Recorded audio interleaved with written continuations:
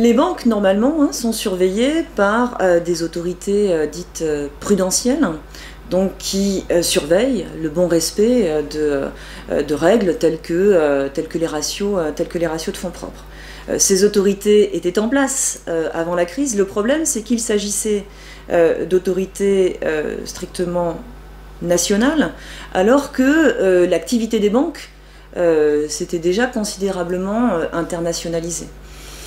Par ailleurs, en Europe, ce que nous avons, ce sont des banques universelles qui sont à cheval en fait sur plusieurs types d'activités.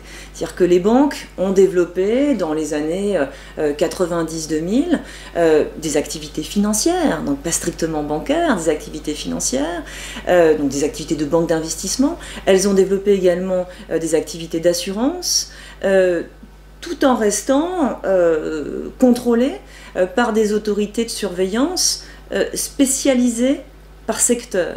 Alors dans un pays comme la France, il y a eu tout de même quelques évolutions. En France, les banques sont contrôlées par l'ACP, l'autorité de contrôle prudentiel, qui est le résultat d'une fusion entre l'ancienne commission bancaire et puis la commission de contrôle des assurances. Donc en France, en gros, on a fusionné le dispositif de contrôle des banques et des assurances. Ce qui est plutôt une bonne chose en fait pour répondre à l'intégration des activités de banque et d'assurance. Mais dans pas mal d'autres pays en Europe, eh bien, les autorités sont demeurées sectorielles. Et puis surtout, eh bien, ces autorités étaient nationales alors que les activités des banques étaient déjà très fortement internationalisées.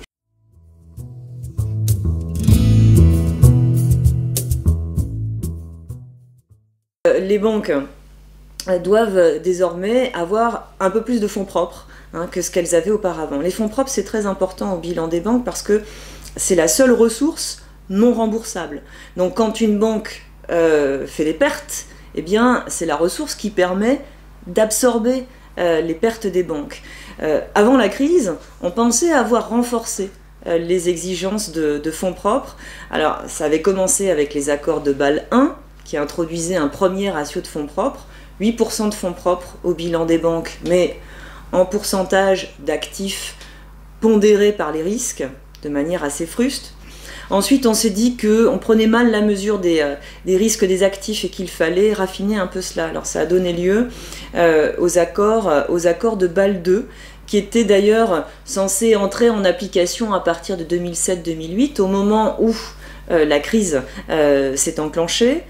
Les banques s'étaient ajustées à Bâle II. Et dans Bâle II, eh bien, on avait élargi l'assiette des risques couverts. Donc les banques devaient couvrir par des fonds propres leurs risques de crédit, les risques liés aussi à leurs activités de marché, et puis ce qu'on appelle également le risque opérationnel, qui est un risque important pour les banques, un risque de mauvaise application des procédures, un risque de panne informatique, etc., qui peut engendrer des pertes.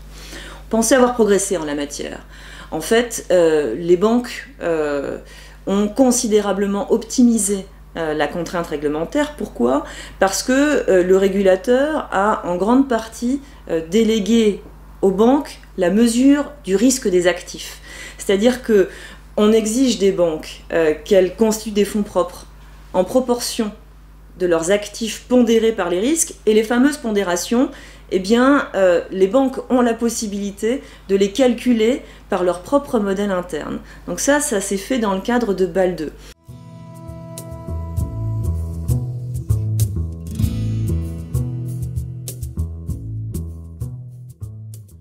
Avec Bâle III, on est revenu sur la définition des fonds propres, c'est-à-dire qu'on a amélioré la qualité des fonds propres exigés. On exige des banques aussi qu'elles aient un peu plus de fonds propres qu'auparavant, parce qu'auparavant le seuil c'était 8% de fonds propres en pourcentage des actifs pondérés par les risques. Bon, désormais c'est un peu plus que ça, on ajoute un petit coussin de conservation, il y a un petit coussin également qui dépend du cycle du crédit, donc l'exigence s'est renforcée, mais on n'est pas tellement revenu sur cette idée qu'il est peut-être dangereux de déléguer aux banques le calcul des pondérations. Donc des exigences de fonds propres renforcées, mais finalement qui ne reviennent pas sur le point qui fâche. Ce qui a été introduit également dans le cadre des accords de Bâle III, ce sont des ratios de liquidité. Alors ces ratios de liquidité, ça consiste à faire en sorte que les banques soient capables de résister à une crise d'illiquidité, c'est-à-dire une période pendant laquelle elles ont beaucoup de mal à se procurer des ressources sur le marché interbancaire. Donc ça va se mettre en place dans les prochaines années. Les banques ont énormément râlé lorsqu'elles ont découvert ces ratios de liquidité.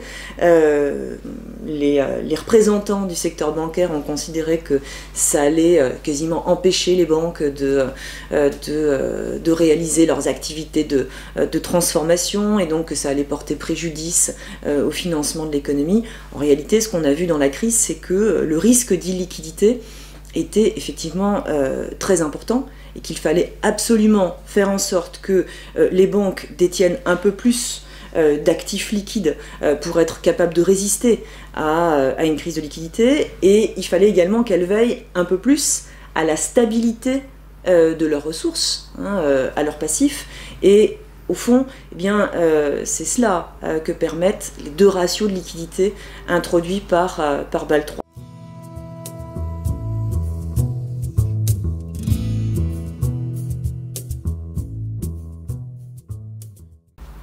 Il y a une autre mesure très intéressante dans le cadre des accords de Bâle III qui a été recommandée.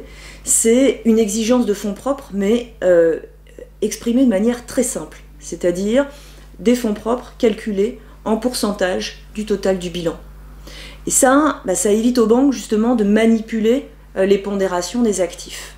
Et comme les Européens et les Américains et les Canadiens n'étaient pas d'accord sur ce type de mesure, eh bien tout le monde s'est entendu en fait sur vraiment un minimum, et donc sur un tout petit seuil de ratio de levier qui n'est absolument pas contraignant.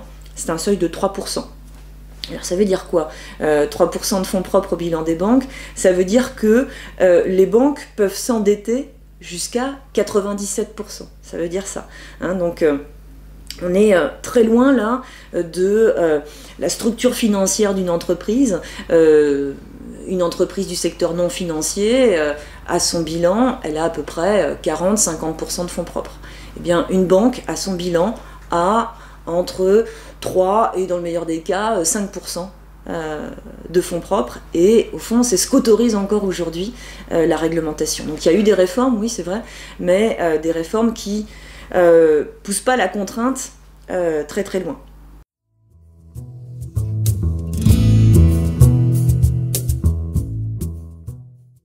Il y a eu également ce que l'on appelle des mécanismes de résolution. Avant la crise, on n'était pas du tout bien organisé en cas de difficulté d'une banque. C'est-à-dire que, au fond, on n'était pas capable d'organiser le démantèlement d'une banque ou la fermeture d'une banque. Et lorsque, par exemple, les autorités américaines ont refusé de sauver Lehman Brothers en 2008, ça a été une panique énorme, ce qui a fait dire d'ailleurs à beaucoup de monde que c'était une mauvaise décision. Au fond, c'était une bonne décision de laisser tomber Lehman Brothers, c'est-à-dire de signaler aux banques d'investissement que la récréation était finie, qu'elles avaient pris trop de risques, et que désormais, les pouvoirs publics feraient en sorte que les banques prenant trop de risques assument leurs risques jusqu'au bout. Le problème, c'est qu'on n'était pas du tout en mesure d'organiser le démantèlement d'un établissement comme Lehman Brothers. Donc, ce que permettent les mécanismes de résolution aujourd'hui, c'est plusieurs choses. C'est d'abord faire en sorte que les actionnaires et les créanciers des banques mettent la main à la poche en cas de problème, et ça permet également de faire en sorte de démanteler un établissement lorsqu'il rencontre des difficultés. C'est tout à fait important parce que ça permet de rompre avec la tradition d'avant-crise qui était, eh bien, quand tout va bien, les banques engrangent les profits et ne les partagent qu'avec leurs actionnaires et puis leurs salariés. Et puis quand ça va mal, c'est la collectivité qui assume les pertes du secteur bancaire. Ce qu'on résumait auparavant par la formule pile la banque gagne et face l'État ou le contribuable perd. Donc ces mécanismes de résolution qui se mettent en place, ça permet de faire en sorte que cette formule n'est plus courante. Et ça, c'est précisément ce qui se met en place dans le cadre de l'union bancaire en Europe. L'union bancaire, c'est un pan très important des réformes. Alors, ça concerne les banques et ça concerne la zone euro. Il s'agit de réorganiser la supervision des banques à une échelle européenne. Il s'agit de mettre en place un mécanisme de résolution des difficultés bancaires à l'échelle européenne. Et il s'agit aussi, alors ça c'est sans doute beaucoup plus lointain parce qu'on n'y est pas, de mettre en place un dispositif européen de garantie des dépôts. Pour l'instant, ce qu'on a, ce sont des dispositifs nationaux de garantie des dépôts, alors qui certes ont été harmonisés, mais on n'a pas un dispositif européen en tant que tel.